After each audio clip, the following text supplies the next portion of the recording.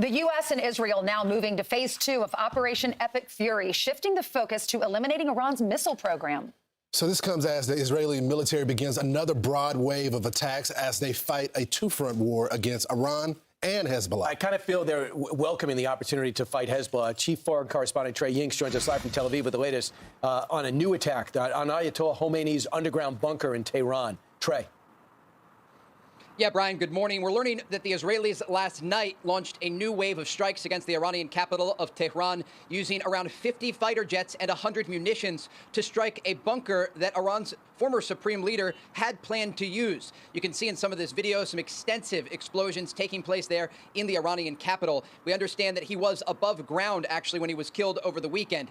Now, today, Israel's Prime Minister Benjamin Netanyahu is holding different security assessments with top officials here as this war continues, approaching 1 week. The Israelis are still taking a variety of incoming fire with cluster munition and ballistic missiles soaring through the skies of this country overnight.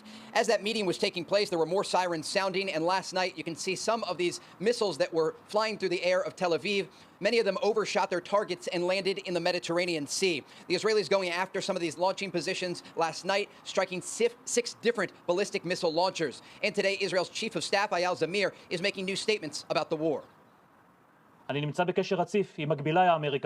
in continuous contact with my American counterparts, including the Chairman of the Joint Chiefs of Staff of the United States, General Dan Kane, and the Commander of CENTCOM, Admiral Brad Cooper. We are fighting based on shared interests and values. In this war, shoulder to shoulder, they are true friends. Through coordinated action, we are stripping the regime of its military capabilities and bringing it to strategic isolation at a point of weakness in which it has never been before. The Israelis are looking east, but they're also looking north as the Iran-backed militant group Hezbollah launches new attacks over the border. They've been striking the southern Dakhya neighborhood in Beirut quite heavily, with new strikes even in the last hour. This was the 26th round of strikes that they have launched against this Iranian proxy in Lebanon. There are many civilians that have evacuated the southern Dakhya neighborhood, and one of them is speaking out about what they heard. They threatened the Daya area, so we packed our things and left. Everyone left Daya. Now we're living a tragic life here, displaced. It's a miserable life. You know what it's like. We expect these strikes to continue against Hezbollah as the group is threatening to launch strikes deeper into Israel. Yesterday, there were multiple times where the Iranians and Hezbollah launched joint attacks against this country. Brian? So, Trey, is there a sense, I mean, the Israelis have to take care of Hezbollah, and when they started this fight, that was the opportunity. But is there a sense that the Iran war effort is paying a price for the Hezbollah focus? Are Israel taking assets away from the Iran fight to do this in Lebanon?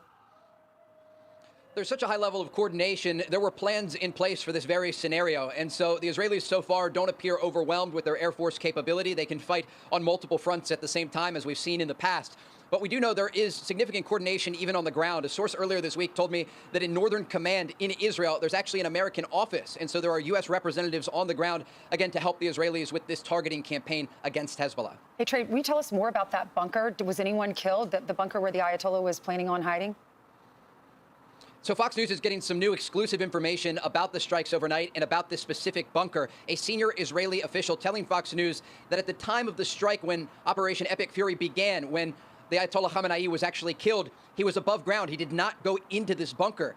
And that is why the Israelis were able to kill him, in part because he didn't think that he was going to be targeted. And there was a deception campaign, I'm told by a senior Israeli official, to make the Iranians think that this attack wasn't even going to begin. Despite the fact that there were planes in the air, the inner circle of the Ayatollah didn't think to get him underground. And part of this deception campaign was coordinated directly at the highest levels between the Americans and the Israelis. I'm told one official says that the top commanders here in Israel that normally would be at the Kiryat, Israel's version of the Pentagon, went home for Shabbat dinner with their families. And there were a number of posts that were made and statements by President Trump in the 24 hours leading up to the beginning of this operation. All of this meant to deceive Iranian leadership. And this official says the result was exactly what planners had hoped for. Khamenei stayed above ground, and the opening strike of Operation Epic Fury found him right there. Guys? So, Trey, can I go back to where Brian was when we're talking about Lebanon?